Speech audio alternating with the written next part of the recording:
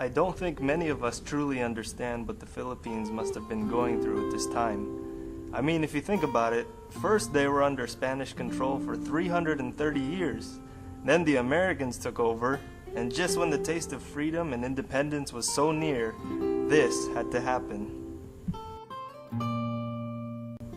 What a bleak situation. The US aircrafts were destroyed, the naval forces were ordered to leave, and because of the circumstances in the Pacific region, reinforcement and resupply of General MacArthur's ground forces were impossible.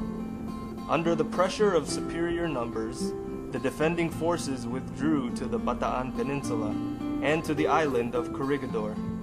Manila, declared an open city to prevent its destruction, was occupied by the Japanese on January 2, 1942.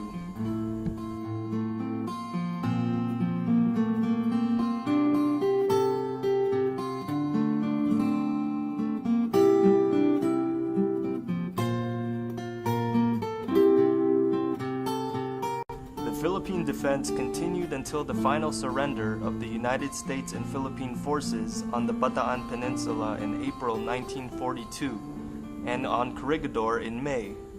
Most of the 80,000 prisoners of war captured by the Japanese at Bataan were forced to undertake the infamous Bataan Death March to a prison camp 105 kilometers to the north.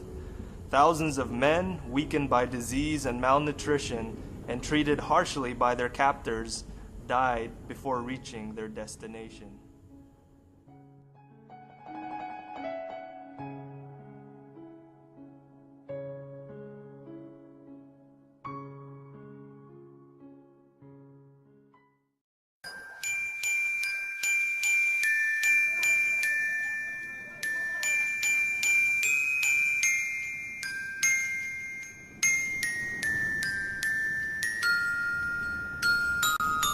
General Masaharu Oma, with regards to the Filipino, had this propaganda in mind. The purpose of the Japanese expeditions was to emancipate you from the oppressive domination of the USA, letting you establish the Philippines for the Filipinos as member of co-prosperity sphere in the greater East Asia, and making you enjoy your own prosperity and culture. Kalibapi was created by the Philippine Executive Commission, or the PEC, as the temporary caretaker government of the Greater Manila area and eventually of the whole Philippines during the Japanese occupation of the country during World War II. To further please Filipinos, they declared independence of the Philippines on October 14, 1943, and created a new republic with Jose P. Laurel as the leader to head their puppet government.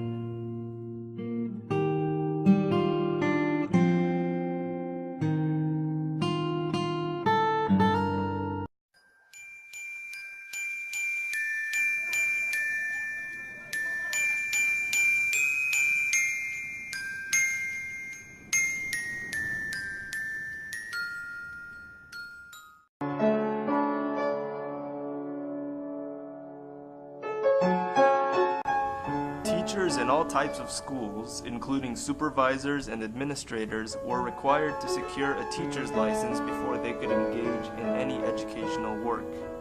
The teaching of the national language, character education, and Philippine history was limited to Filipino citizens only.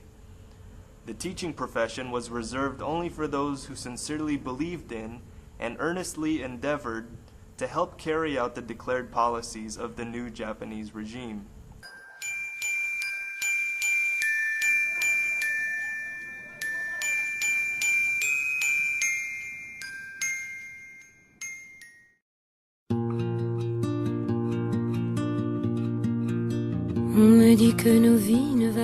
Hours before the Japanese entered Manila, the restive masses, including some of the supposedly educated, suddenly and brutally attacked all grocery and sari-sari stores, carrying away all they could lay their hands on, including such inedible things as beds, pillows, chairs, and even wooden benches.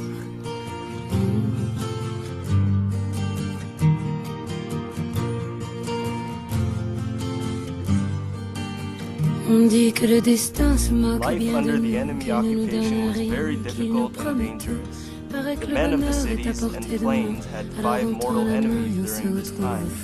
You had the Japanese military, diseases, hunger, the Japanese paid Filipino spies, and to some extent the guerrillas themselves, who were not always unified in purpose and motive.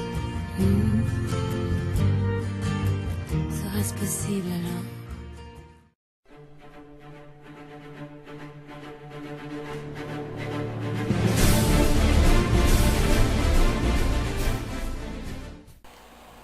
Sa lahat ng mga pangyayaring ito, makikita natin ang iba't ibang mukha ng nasyonalismo ng mga Pilipino. May mga nananatiling tapat at matapang na nagkikipaglaban para sa kasarinlan ng lahat mula sa kamay ng mga mararahas na kaaway. Una na rito ang mga gerilyas na buwis buhay na gumagawa at humaharap sa mga Hapon.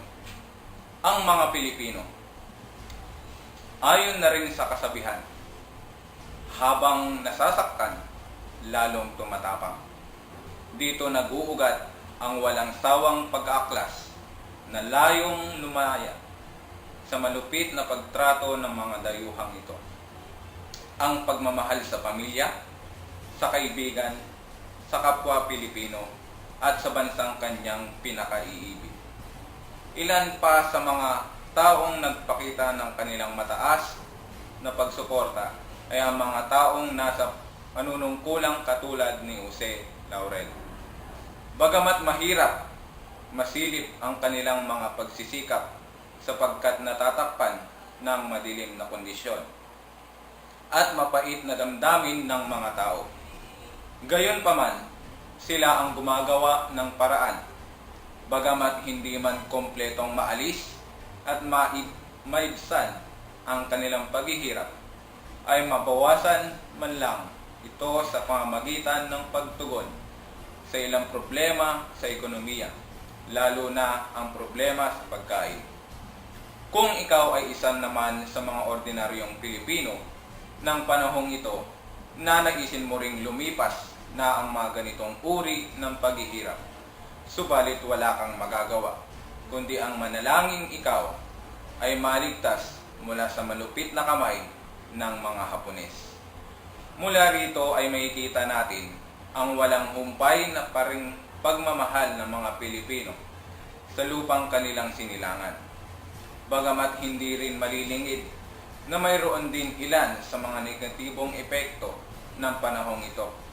Isa na rito ang mga taong ang iniisip lamang ay ang kanilang sarili. Maging sa pamilya ay nagagawang kalabanin ang sariling kababayan at umayon sa kagustuhan ng mga dayuhan. Sila ang mga tinatawag na espiya na nabigyan ng tungkulin isumbong sa mga Hapon ang mga sinumang makikitaan ng paglaban sa mga Hapon at umanib sa mga Amerikano na itinuturing nilang tagapagligtas. Sila rin naman ay hirap sa buhay sapagkat kamatayan ang pwede nilang sapitin sa kanyang pag-uudyok sa kanila upang talikdan ang kanilang kapwa Pilipino at pagiging Pilipino. Ilan pa sa mga taong kasama sa listahang ito ay ang mga taong sadyang makasarili at mapagsamantala na kahit sa ganitong kalagayan ay kanilang pansariling kalayawan at kataasan pa rin ang namumukod tanging nakikita. Ngunit sa lahat ng kaganapang ito, ang dugong Pilipino ang patuloy pa rin dumadaloy sa kaibuturan ng puso na siyang tanging pa rin mananaig. Ang kagustuhang makalaya, maranasan ang kaginhawaan ng buhay, may parating o maipakita ang pag-ibig o pagmamahal sa tinilangan, ang siyang pa rin nag-uudyok sa mga Pilipino upang lalo pang lumaban, makipaglaban at humarap sa kahit anong pagsubok mang dumating.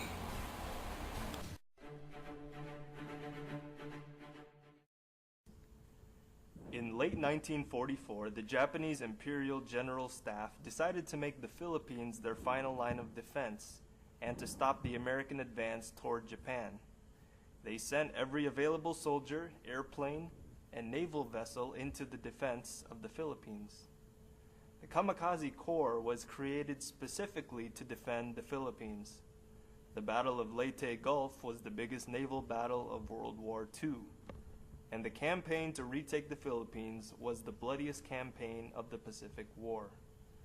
Fighting continued until Japan's formal surrender on September 2, 1945. It would be around 1 year later when the Philippines would finally realize their long-awaited dream of becoming an independent nation, free from being a colony of a foreign country and being able to govern themselves as they wished.